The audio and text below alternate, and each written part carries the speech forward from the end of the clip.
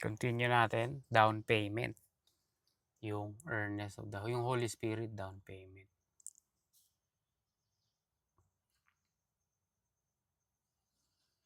Sealed ka na daw, no? Sabi sa verse 13.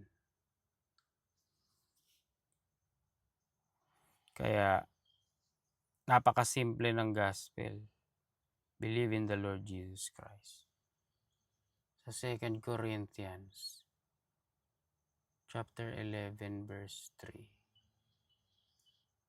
But I fear, lest by any means, as the serpent beguiled Eve, niloko, deceived. Sa garden, diniceive ng ahas si Eve, no? Natakot daw si Paul. As the serpent deceived Eve through his subtlety, craftiness, so your mind should be corrupted from the simplicity that is in Christ. Simple lang eh. Simple lang yung gospel. Diba? Believe in the Lord Jesus Christ and thou shalt be saved. Simple. Sa John 3:16 yun, no? Sa 18. He that believe on him is not condemned, but he that believeth not is condemned already, because he had not believed in the name of the only begotten Son of God. So, hindi ka naniniwala, wala, condemned ka na. You're judged. Pero pag naniwala ka, ayan, you have everlasting life.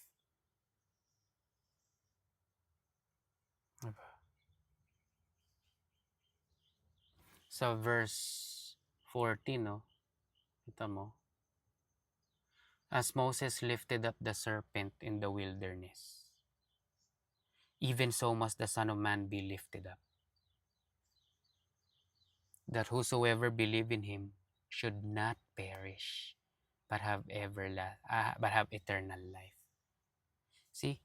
Ginamit dito yung picture ng serpent in the wilderness. Nasa,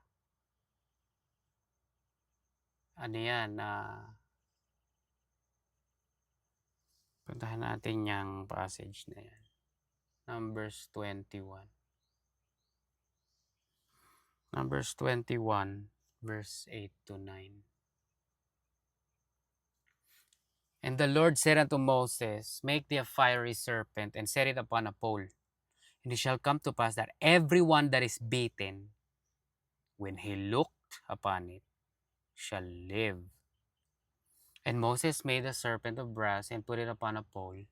And it came to pass that if a serpent had beaten any man, when he beheld, or looked, the serpent of brass, he lived. Ganon kasimple. How are you gonna live? You look at the serpent, pero hindi nagtatapos dun. Kailangan ka makagat. Pag nakagat ka, the serpent of brass, he lived. He shall live. That everyone that is beaten, when he looked upon it, shall live. So, balik dun sa John 3. Makikita mo na si Lord eh. Makikita mo na siya eh. Dumating siya, grabe, napaka monumental, napaka-historic nung nangyari nung pagdating niya. Napaka-popular niya ngayon, di ba? Throughout the history, everybody knows him. So many books were written about him. Yung Bible, yung pinakamaraming sale na book. So yun ngayon yung picture dun. You get to see him, look on him. Ngayon, yung sabi doon sa serpent, yun na nangangagat. Ngayon, si Lord ngayon, kailangan kanyang i-save. Diba? Yung paniniwala natin sa kanya, hindi natin yun. Hindi natin will yun.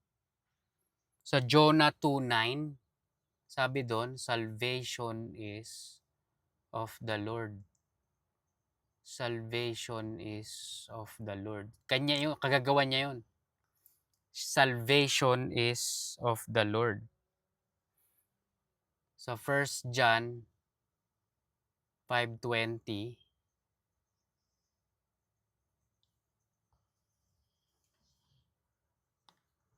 God, and we know that the Son of God is come and had given us an understanding that we may know him that is true, and we are in him that is true. He gives us understanding. Sa Acts 16:14,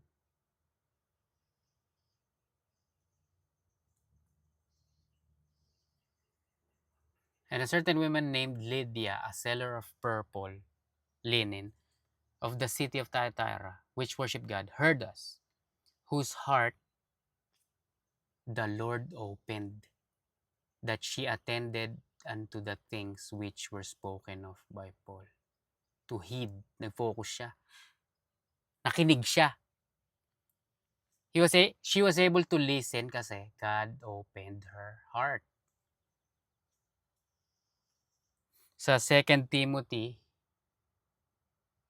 2:25, makikita mo dito, God peradventure will give them repentance to the acknowledging of the truth.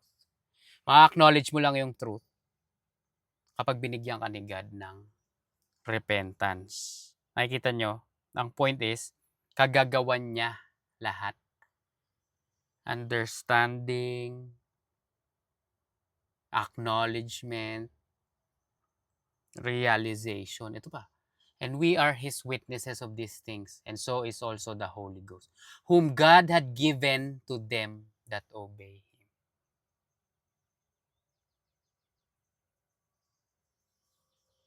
God gives the Holy Ghost. Anong silbi? Helper. Kaya naging possible ang salvation dahil kagagawan niya yun. 11:18 Acts. When they heard these things, they held their peace and glorified God, saying, then had God also to the Gentiles granted repentance unto life. He granted repentance. Ephesians 2:8-9. For by grace are ye saved through faith. And that not of yourselves. It is the gift of God, not of works, lest any man should boast. Magyayabang ka kung by works Pagyayabang. No, walang boasting. Walang pagyayabang kasi it's a gift from God. You didn't work for it. Diba? Kaya sa John 3:3, the Lord Jesus is talking about being born again. Verily, verily, I say unto you, unto thee, except a man be born again, he cannot see the kingdom of God. Ginamit niyang analogy dyan. Being born again. Birth analogy. Sino yung pinanganak ka, may contribution ka ba doon? May decision ka ba doon? Was that your choice? Dad, mom, gusto ko ipanganak nyo ako ng March 14. Gusto ko lalaki ako, gusto ko babae ako. Gusto ko paglaki. Hindi mo choice yon. So, yun ang point dito. Pagiging born again. It's talking about the spiritual birth. Choice ni God yun.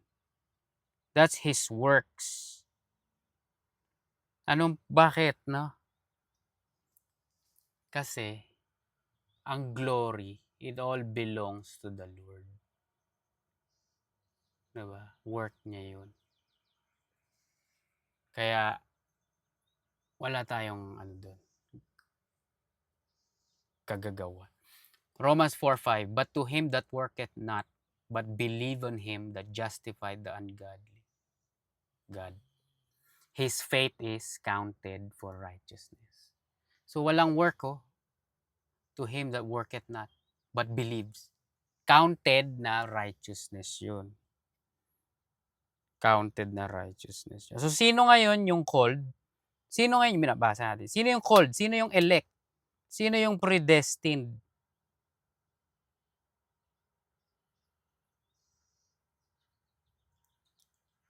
Sa John 10, last punta natin. John 10, verse 25.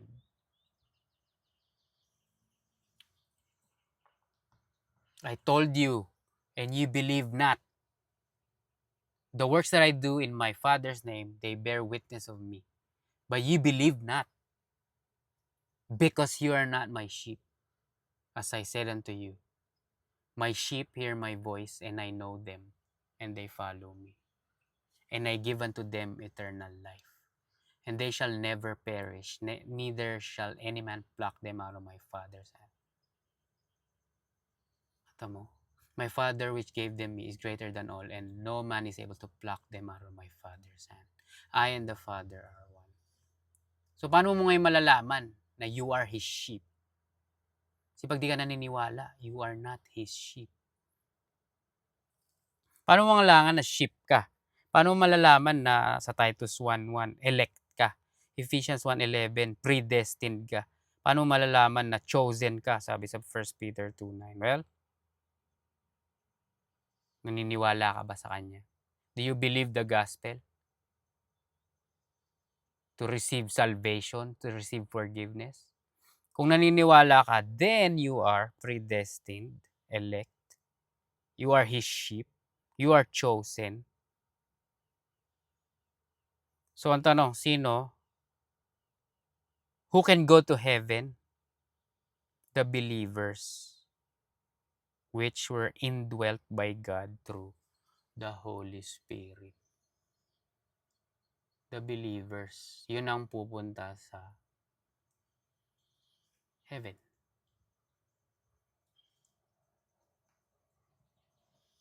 Yun ngayon yung gospel. Eto, you have the King of Glory in you. And you can come in. That's the gospel. Believe in the Lord Jesus Christ and you shall be saved.